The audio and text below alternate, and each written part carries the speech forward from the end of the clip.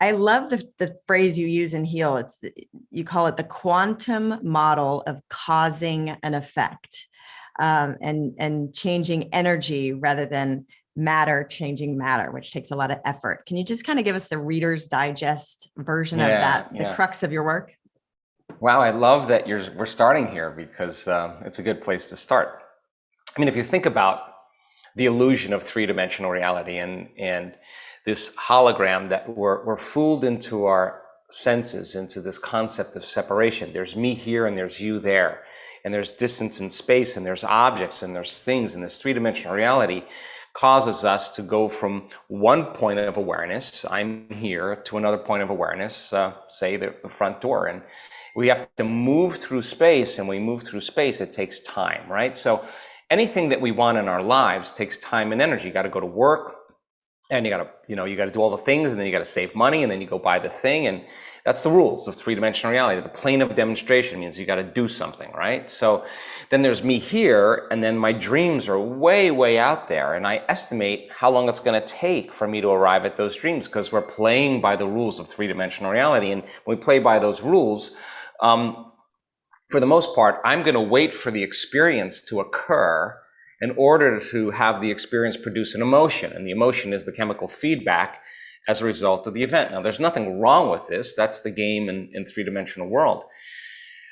If you're going to shorten the distance between cause and effect, between the thought of something and the experience of something, you got to go to a different set of rules, and you have to create from the quantum field. Now, the quantum field is an invisible field of energy that exists beyond this space and time. Now, this takes a little bit of imagination, because if we don't have any space between us, then we're connected.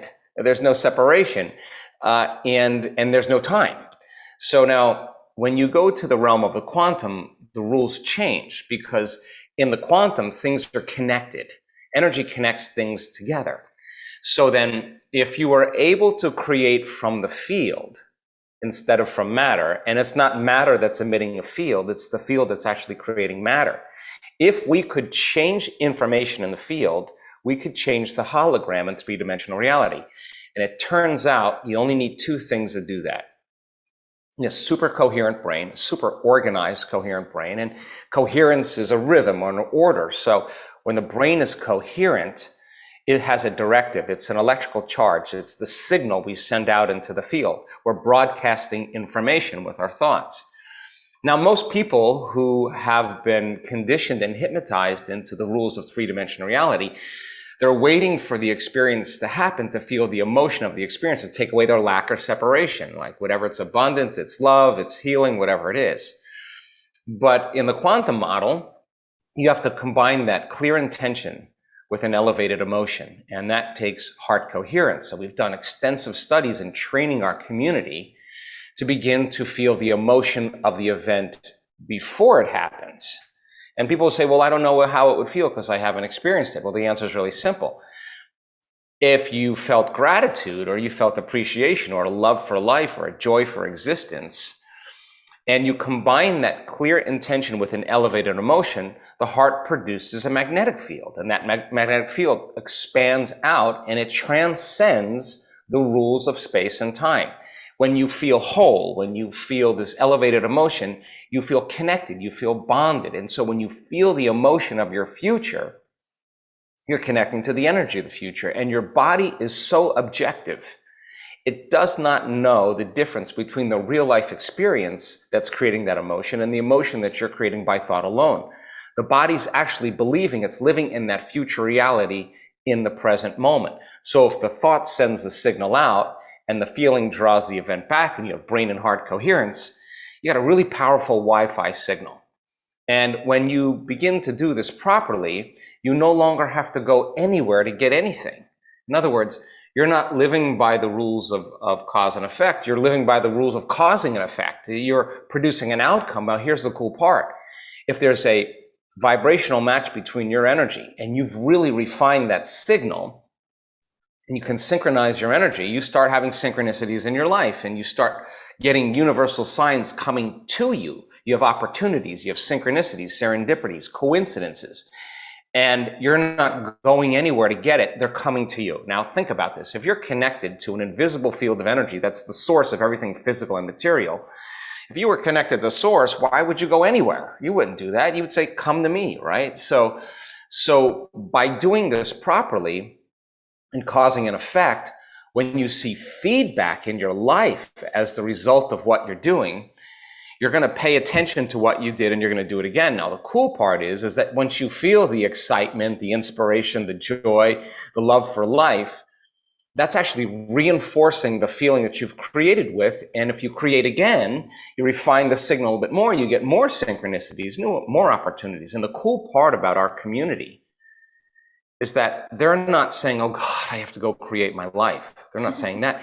They actually don't want to stop doing it because they don't want the magic to end. They don't want those cool quantum events that are occurring in their life to stop. So it's not like I have to. They're changing their energy. And when you change your energy, you change your life. And I've been at this long enough to tell you that nobody changes until they change their energy.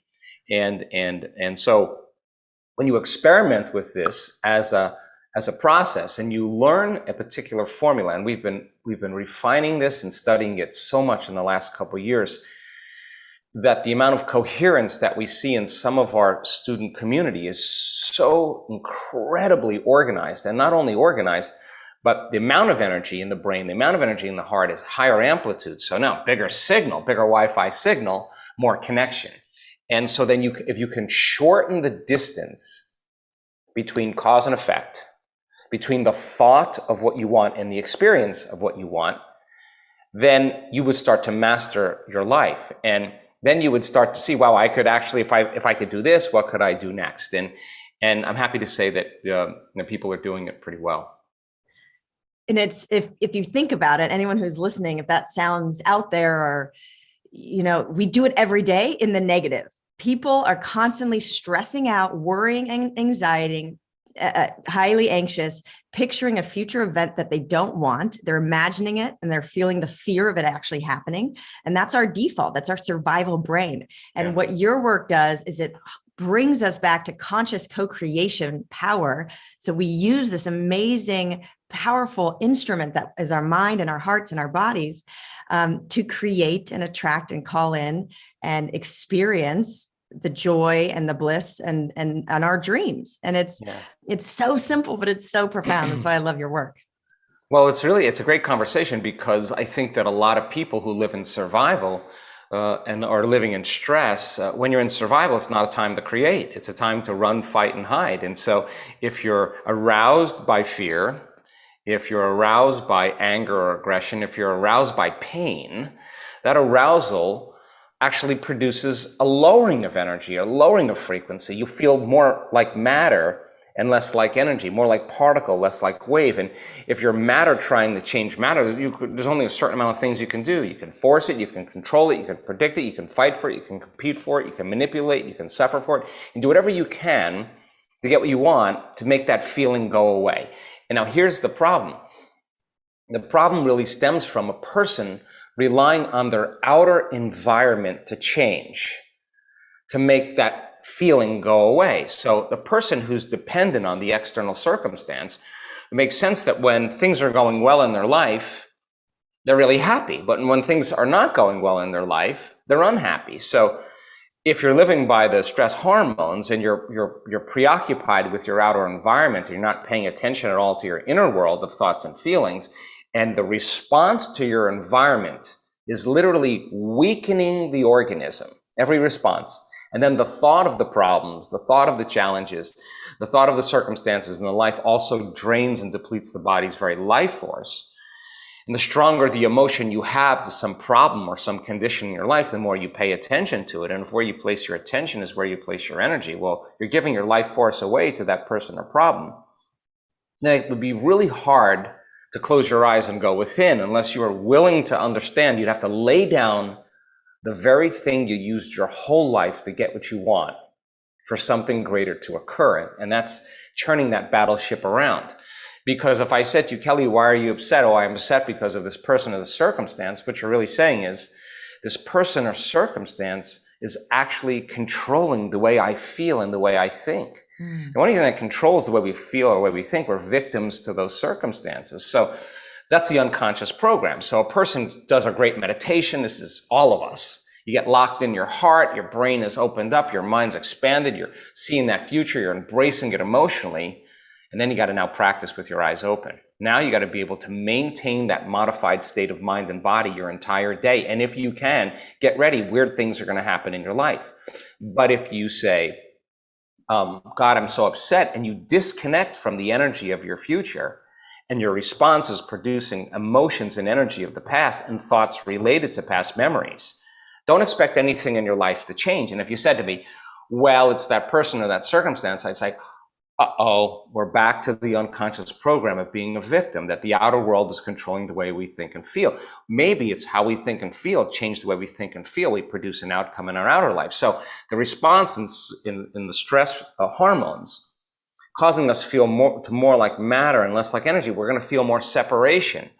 And so then the desperation of separation means now it's got to happen out there to make this go away. And so we work diligently in teaching people how to shorten their refractory period to some emotional responses, because even people that heal in our work from stage 4 cancer or immune-mediated diseases or lupus or rheumatoid arthritis or all kinds of different conditions, they figure it out.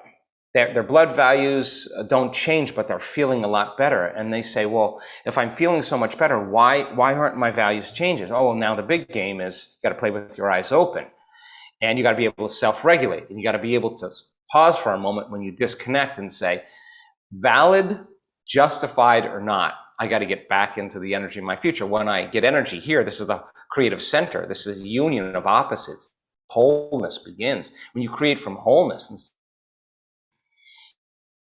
And so people who do that and they start paying attention to all those unconscious, they start becoming more aware of how they speak and how they act. And they notice the emotions that bring them to a lower denominator. And they're so conscious that they wouldn't go unconscious in their day. And it takes a lot of times of forgetting. How many times do we have to forget until we stop forgetting and keep remembering? How many times do we have to go unconscious before we stop being unconscious and becoming conscious? And that's the work. And so when people are able to actually sustain it with their eyes open, they're out of the bleachers and on the playing field. They're in the game called life, and they got to navigate through that. And if they're paying a little bit more attention to their inner world and not so much attention to their outer world, and they're dialing down the hormones and the emotions, then if they don't feel the emotion, they're not going to pay attention to the problem, and they take their power back and they build their own field of energy. And that's energy to heal with. And so then you see the blood values going down. Then you see the markers start to change, because now the person's actually becoming that person with their eyes open. Thank you for listening to the Heal podcast. Be sure to tune in for more empowering wisdom and inspiring healing stories. Oh, and make sure you hit the follow button on Apple, Spotify, or wherever you listen to podcasts so you don't miss that one episode that holds the answer you've been searching for. And if you feel inspired, we would love you to rate and review us so that we have the opportunity to reach more people. And of course, you can follow us on Instagram for some behind the scenes fun and more inspiration at @HealDocumentary and @KellyGorris. Thank you so much, and be well.